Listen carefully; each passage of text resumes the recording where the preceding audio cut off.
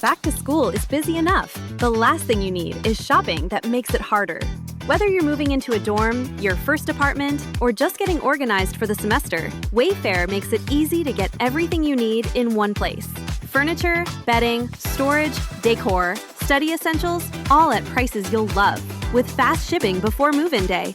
Get everything you need for back-to-school season. Shop Wayfair.com today. Wayfair, every style, every home. The best part about summer is enjoying it with friends and family. Whether you're traveling, gardening, staying active, or spending time with family, wellness is built through daily habits. Azure Well offers vitamins and supplements focused on purity, potency, and consistency. Compare what's in your cabinet to Azure Well. Shop today at azurelivingwell.com. That's AZURE livingwell.com. These products have not been evaluated by the FDA and are not intended to diagnose, treat, cure, or prevent any disease.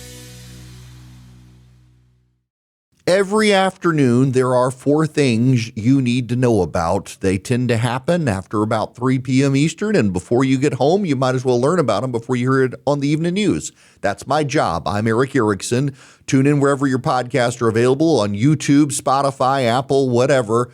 You'll get the 4 things to know in the afternoon. Search Erick Erickson or go to erickerickson.com/4 things to know for the links. Be more informed than your family and friends.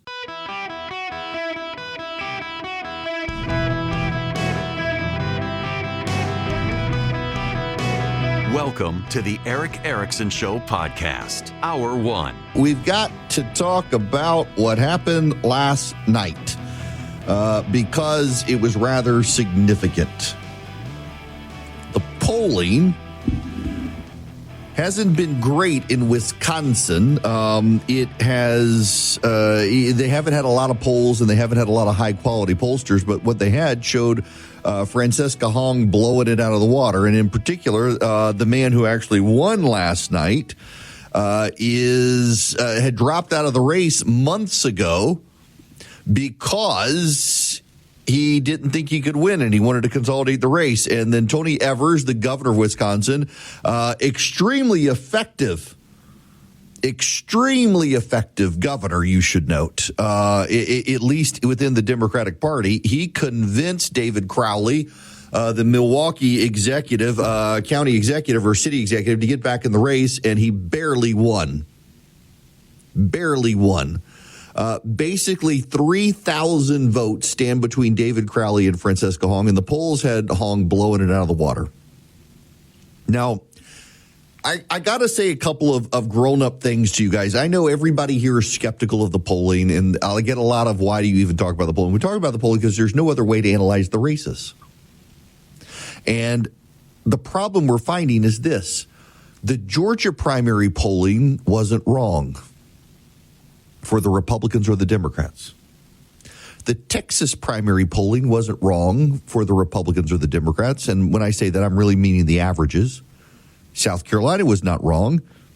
It was everybody knew going into yesterday's special election in South Carolina for the Senate that Lindsey Graham's sister and Ralph Northam were both going to get into the runoff. The Russell Fry was not. The polling in the Republicans in Wisconsin was not wrong. The polling of the Republicans in Minnesota was not wrong. We've been marked safe from Mike Lindell. The president, by the way, is like batting, he's losing 8 for 8 now on Republican gubernatorial endorsements. Turns out people don't really trust the president's endorsement in the Republican Party for state-level elections. When it goes to Congress, they'll pay attention to him, but not for their state, which is, there's something to be said there. The problem is not the polling per se. Problem is not the polling averages per se. The problem is in Democratic primaries that are disproportionately white. The white people of northern state Democratic primaries are screwing up the polling. Think about where the big polling misses have been thus far. The big polling misses have been in New England, and the big polling misses have been in the upper Midwest states, Michigan and Wisconsin, where the Democratic Party is disproportionately white and progressive. And so the pollsters have oversampled white progressives. How did that happen? You talk to the pollsters. Well, the white progressives are the ones who want to talk to the pollsters the most. And when you look at Where Francesca Hong did best, she did best in highly white progressive areas. And she came close. By the way, the progressives are kind of feeling the Republican 2020 issue. There were 5 USB cards that lacked votes out of Milwaukee. It took them a while last night to count votes in Milwaukee because there were 5 USB drives that lacked the votes. So, of course, the progressives are now screaming that it was stolen.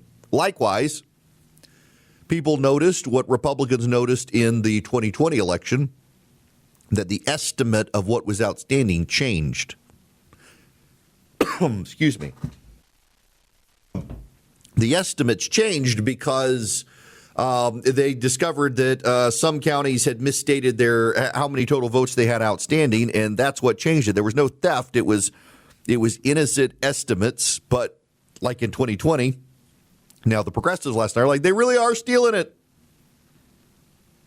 They really didn't steal it. Well, maybe they did in Milwaukee, but nowhere else. But even so, the fact of the matter is that the Democratic Socialists are feeling emboldened. But also what's wild is the level of targeting that Francesca Hong took from everybody at the end, including the GOP, when it looked like she was going to win. I mean, David Crowley, the guy who ultimately won 4 months ago, suspended his campaign because he didn't think he could beat her looking at the polling. And the polling was the overrepresentation of white progressives within the Democratic primary. That's what got him. That's what tripped him up. That's why he got out. And when you look at Haley Stevens in Michigan, I mean, she came close to beating Abdul El-Sayed. This fight within the Democratic Party is growing.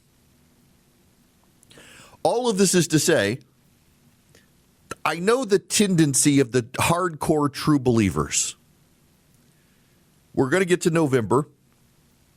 It's not going to look good for the GOP.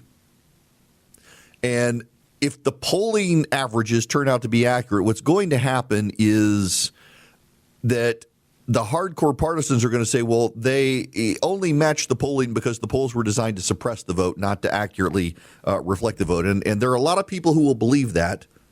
There are, of course, a lot of people who believe the Earth is flat and we never landed on the moon, and they too are wrong. But people who want to believe want to believe. What is notable, though, is how badly the polling did get it in these primaries. And we know immediately why the polling got it wrong, and that is because they oversampled white progressives. Because the pollsters who polled made a mistake that the big pollsters no longer make. Patrick Ruffini from Echelon Polling, friend of mine, he has pointed this out repeatedly now for about 10 years. Do you know what the most accurate indicator is now in polling? The most accurate indicator is not whether or not you go to church. It's whether or not you have a college degree. If you're white and you have a college degree, you more likely than not are going to not only vote Democrat, but this is a problem for the GOP in the midterms. You're more likely to vote than people who don't have a college degree. This is the problem that Republicans have in the midterms these days. It used to be that the college-educated voted Republican, and now the college-educated vote Democrat, and college-educated voters turn out more often than non-college-educated voters. If you don't have a college degree, you're going to be working on Election Day, and you're probably going to forget to do early voting. By the way, early voting, again, that's another problem.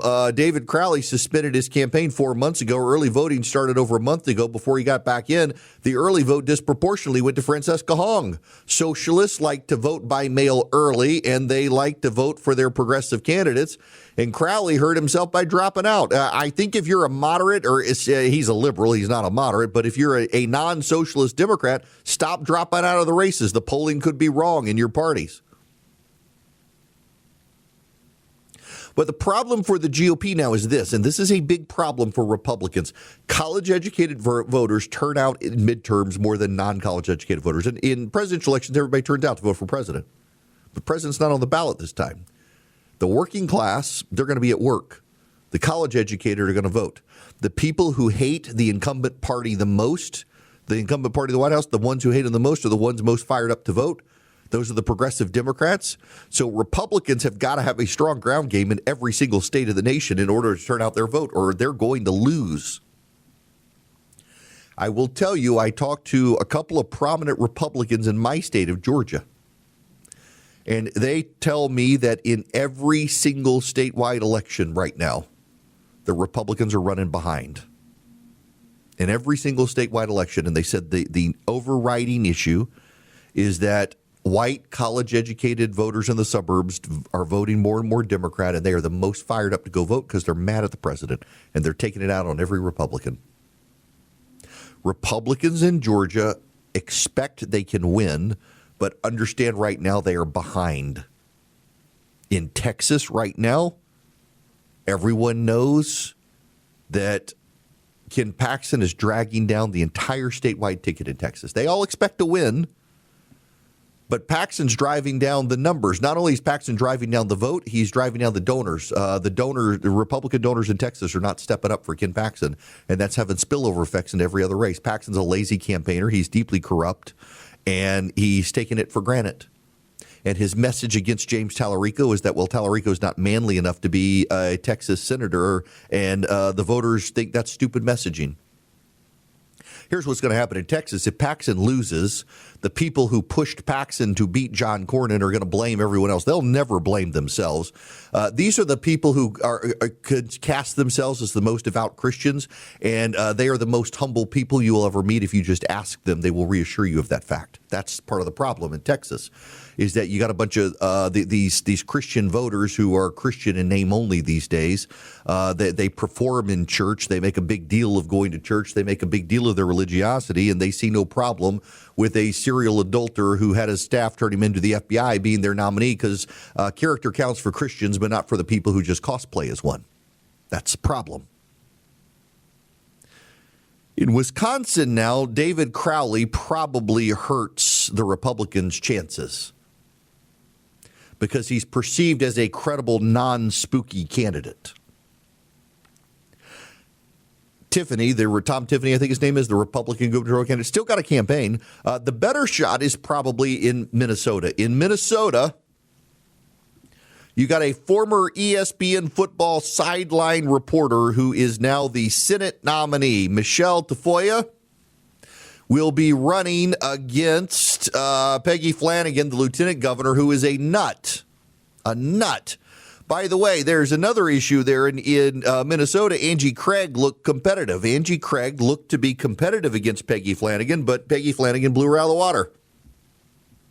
Peggy Flanagan is hyper-woke progressive, and given the state of Minnesota, it's probably too much for Tafoya, but the Republicans are excited about the chance because they think that Flanagan has overseen. Peggy Flanagan, for those of you who don't remember, is the Democrat who said that people who don't support trans rights should be killed.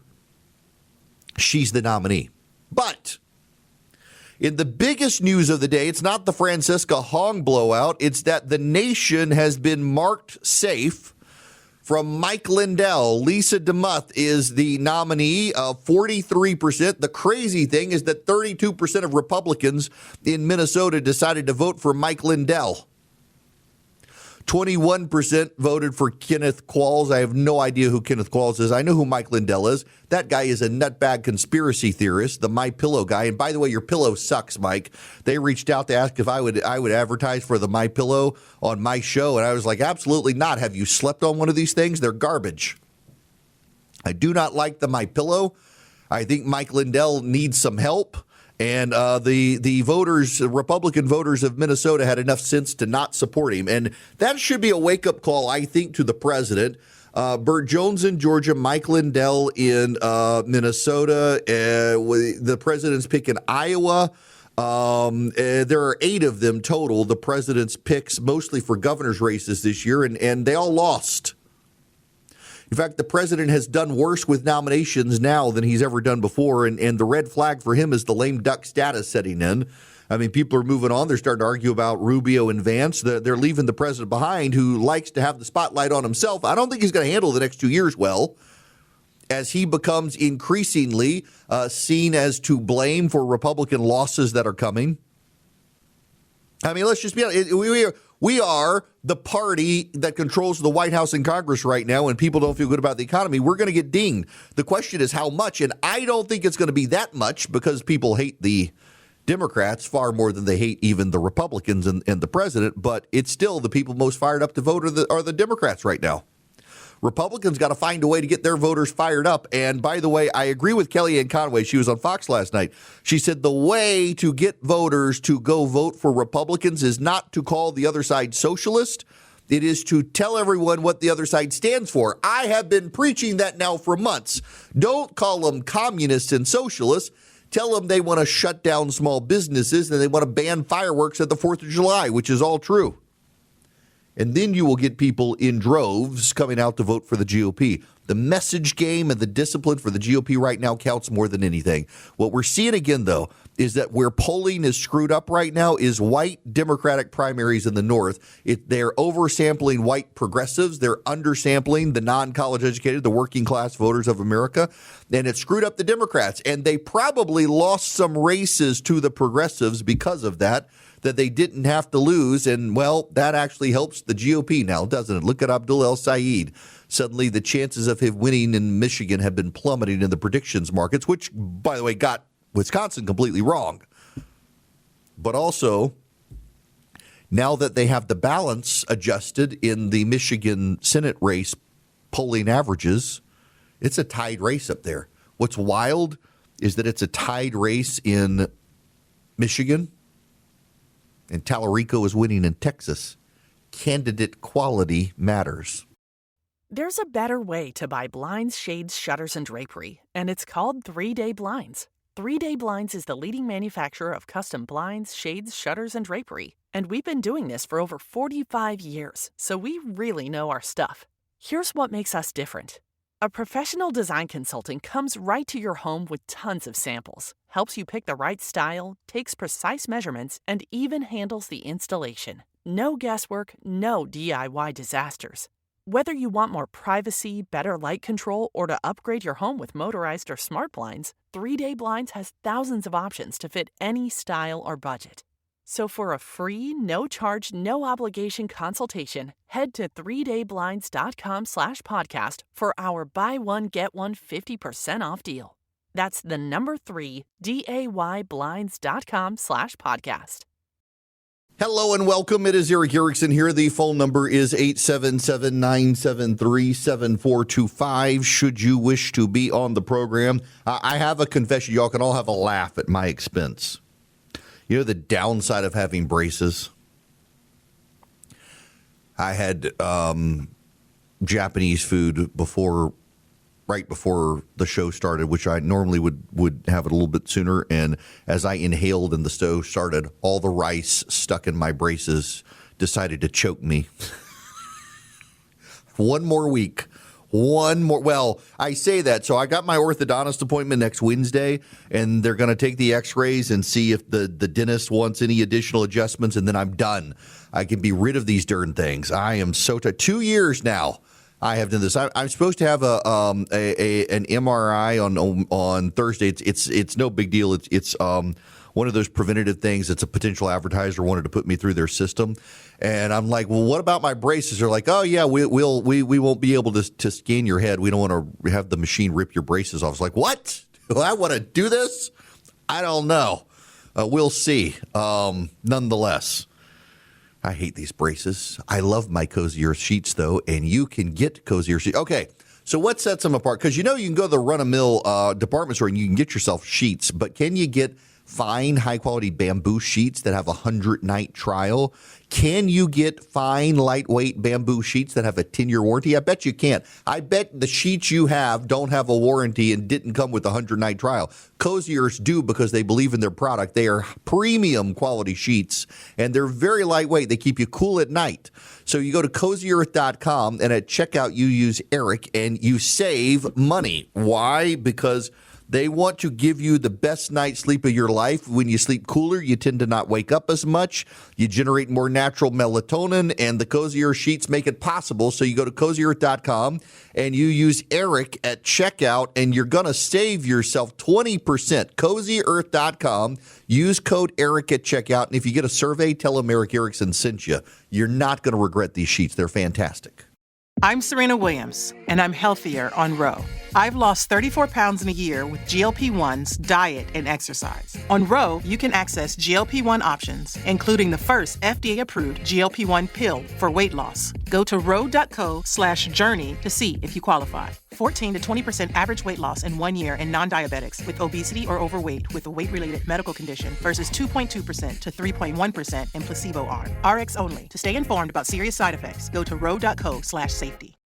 Hello and welcome. It is Erick Erickson here. The phone number is 877-973-7425. Now, I gotta just admit to you here that there is not a ton of like major breaking news at the moment. If it happens, I will cover it and have a crack team paying attention.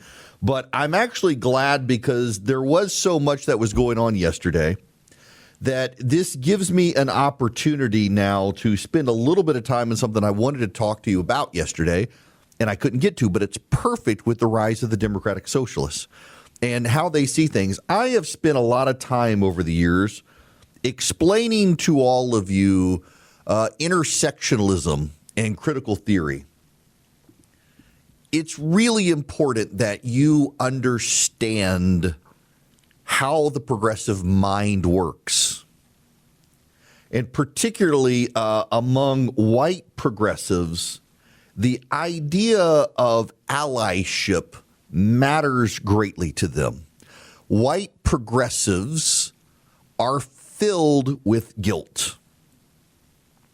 Now, I hesitate to make this theological because it's not really, but I think that's the best way to explain it to you, because all of you who listen to this program, regardless of where you are in life, still understand to some degree Christian vernacular. So this isn't meant to be theological. Just follow along with me here because I want to really explain this in a way that you understand it. In religion, you have a concept of sacrifice. It's an atonement for doing something wrong. What is a sin? Sin is, basic definition, is angering God or the gods, or you've done something wrong. You have violated the rules, and you have to atone for it. If you take the Old Testament, the Jews made sacrifices. They had the scapegoat concept. They would make sacrifices and they would atone for their sins and they would repent. And there was a shedding of blood. In Judeo-Christian theology, to make yourself right with God requires the shedding of blood. In fact, that is something almost every religion has in common, is the shedding of blood. Even Muslims make sacrifices. There is one of the Eids. Is it Eid al-Adha? I can't remember. But I remember back at the end of Ramadan, there would be they would slit the throats of goats and they would make sacrifice. There is in every religion sacrifice. Now along comes Christianity, and to make yourself right with God, the shedding of blood comes in the form of a man who sheds his blood on a cross, and you don't need any more sacrifice. You need a relationship with that guy. Christianity is almost atheistic in that there's not a way to live your life. There is a relationship with a guy. And if you have the relationship with this man who is God, he works through you and changes your heart. And when God looks on you, the sinful person, he sees the blood of the sacrifice of the second person of the Trinity, and you are allowed in. Every other religion requires a process of atoning sacrifice. Christianity does not, because one man made the ultimate sacrifice. He gave his life that we might live. But every other religion on planet Earth requires sacrifice. And that includes progressivism. Progressivism is a religion. Now, secularists really hate it when I point it out, but it is a religion.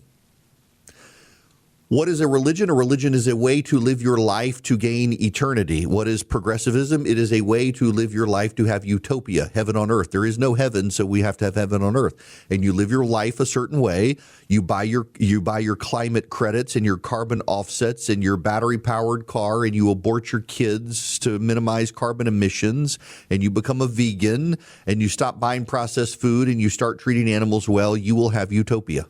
You start voting for the left, you tax the rich, you do these things, you have utopia. You believe by faith that boys can become girls. You believe by faith that gender is a social construct and not something from biology. You even begin to twist biology. These are all by faith beliefs. The difference between Christianity and progressivism is that much of the American media worship the progressivism of the left, and so they treat their religious beliefs as valid and not the religious beliefs of the right. So how do you atone for the sin of racism?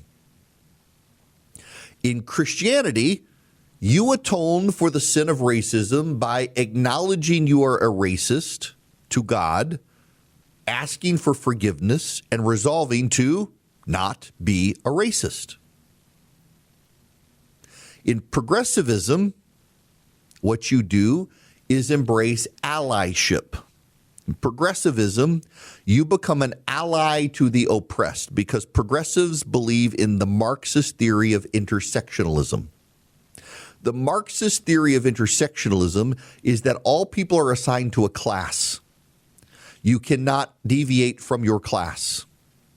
Your class is determined based on your attributes, your race, your ethnicity, whether or not you have a handicap, your sexual orientation, whether or not you align to your gender, your ability or disability, your college education. So if you are a white heterosexual male who identifies as a white heterosexual male, who is a Christian, who is college educated, who has a good job and no disability, you are, for purposes of progressivism and intersectionality, the most oppressive person. And if you are the opposite of those things, if you are a black, female, transgendered lesbian with one arm who doesn't go to church and doesn't have a college degree, you have the most moral authority. Why? Because the left presumes the world is divided based on power constructs. And the oppressor class has the power and the oppressed class does not. And the goal of the ally is to elevate the oppressed to dominate the oppressor, and we have peace in our times. We have utopia. It is a by faith belief. They really do believe that if you elevate the most oppressed person above the oppressor, that the oppressed person will not now become the oppressor, but actually oppression will go away. It's by faith that they believe this. It is a religious belief. There is a man, and I am sorry, I forget his name, but he interviewed a reporter about racism and race. And I want you to listen to this because this is a reporter. This is not a college student. This is a reporter. They're sitting somewhere. I'm not going to play all of this for you, but I want you to listen to this reporter who gets so mad and frustrated in the conversation that she walks away. But it's really important that you hear this. I'm just going to say this, and you can debate it. You can't be racist against white people. You can be prejudiced against white people. Racism implies a power imbalance. Where'd you learn that? That's just how it is. There's no way to arrive to that. You just say it's just how it is. That is. So I'm when sorry. People say, well, black people have to use separate water fountains, that's just how it is. I'm sorry. If that's how you want to take it, that's how you want to take it. And you don't think you can advance any more on that? I really don't want to. I wanted to get this out quickly because this is one of the most important interactions I've ever caught on camera. I was at a student summit speaking to students. A reporter sat down who was covering the event. When people are talking about DEI, they're specifically talking about trying to achieve specific outcomes. Yes. So you said, I don't think it logically works. Okay.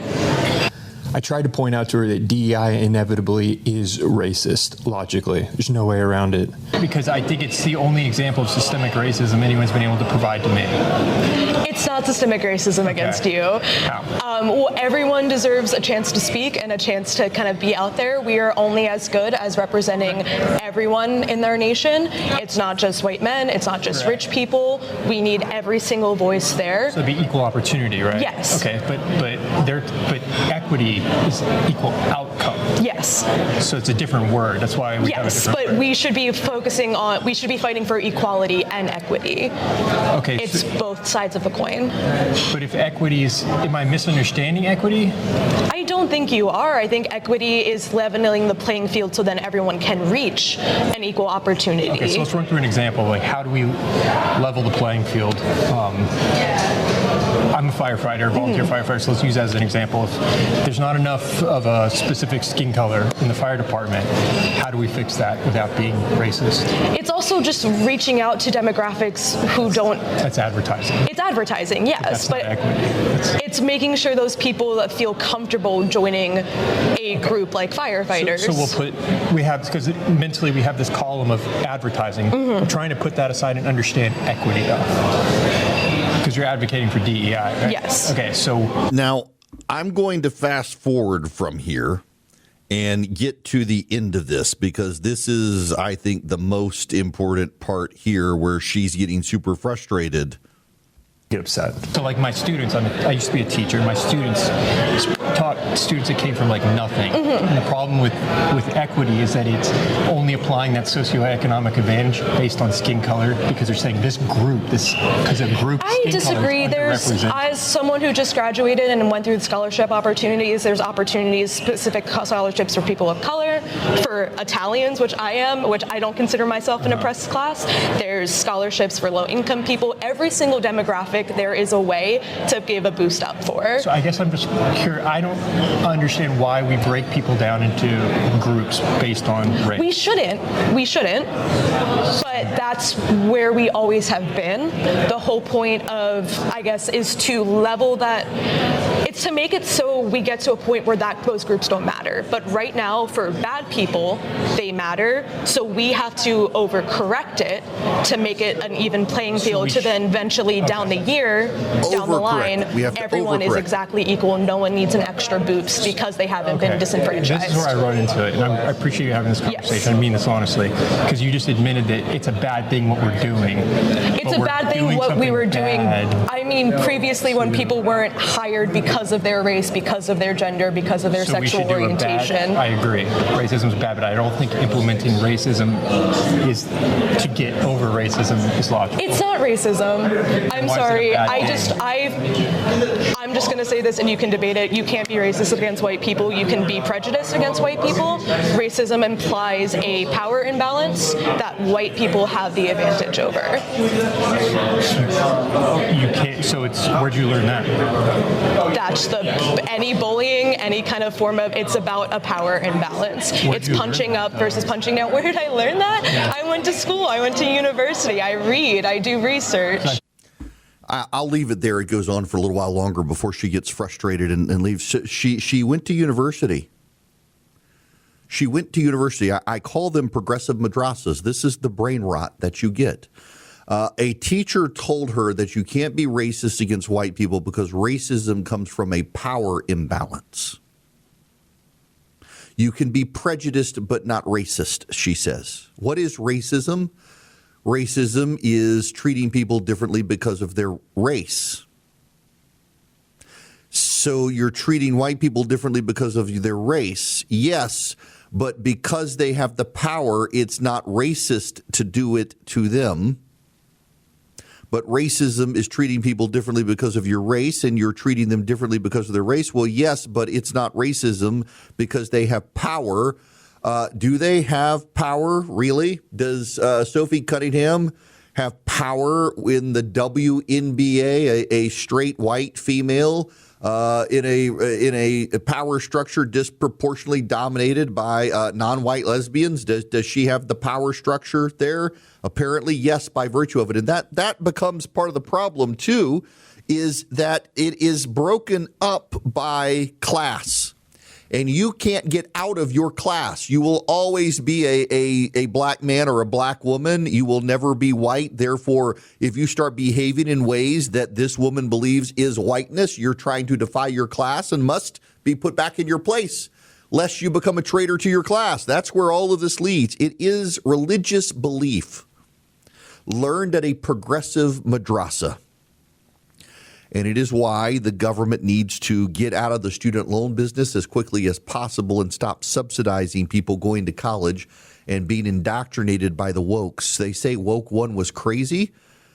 Well, you know, World War I led to World War II. What will woke one lead to? If woke one is Lenin, is woke two Stalin? That's kind of where we're headed on this sort of stuff.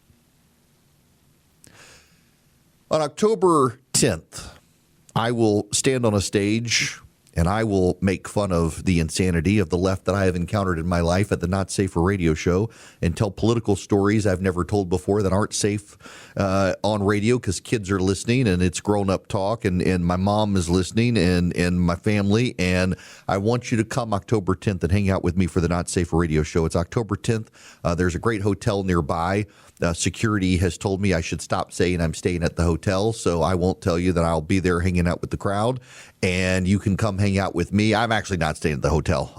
They informed me that I can't because I said on radio that I would, and so now I can't. But I will hang out with the crowd. It'll be a great night. You'll hear lots of stories that you can't hear on radio because it's not safe for me to say on radio these stories. Not appropriate for radio, but it's a fun time, and I hope you'll come. Text the word show to 33777. Get your tickets now. It's a great date night. It's time. Bring your parents. Have a lot of fun hanging out with me and hearing stuff that I can't talk about on radio. This hour of the program is brought to you by Van Allen Golf. VanAllenGolf.com.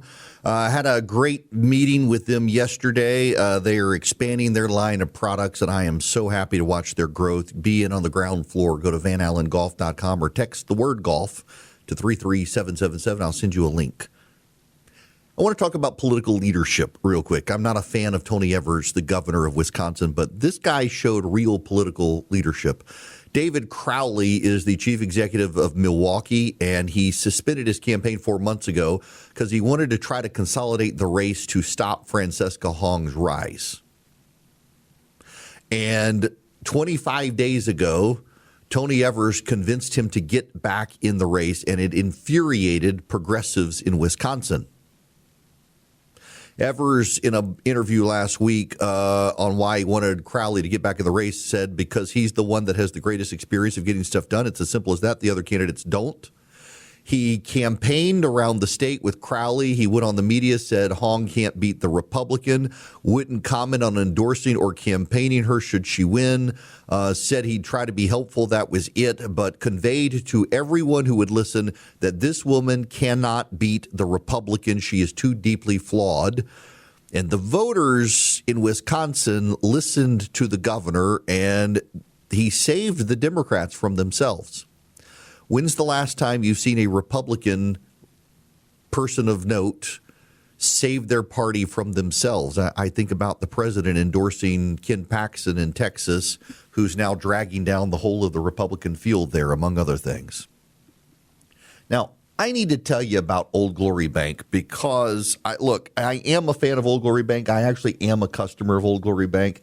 And I really do think that if you're looking for a bank, you'll be really happy with Old Glory Bank. They share our values. And, you know, they're newly a nationwide bank, but they've been in Oklahoma for quite a long time. And they have really worked hard over time to build themselves up and grow. And they changed some of their branding over time and their name, and they're just as good as ever, and now they're nationwide as opposed to just in Oklahoma. And they share your values, and they're a great experience for businesses, for individuals. Go to oldglorybank.com/Erick today and check them out. oldglorybank.com/Erick. Member FDIC, equal housing lender, terms and conditions apply. They're really my bank, and I really enjoy using them. You will too. oldglorybank.com/Erick.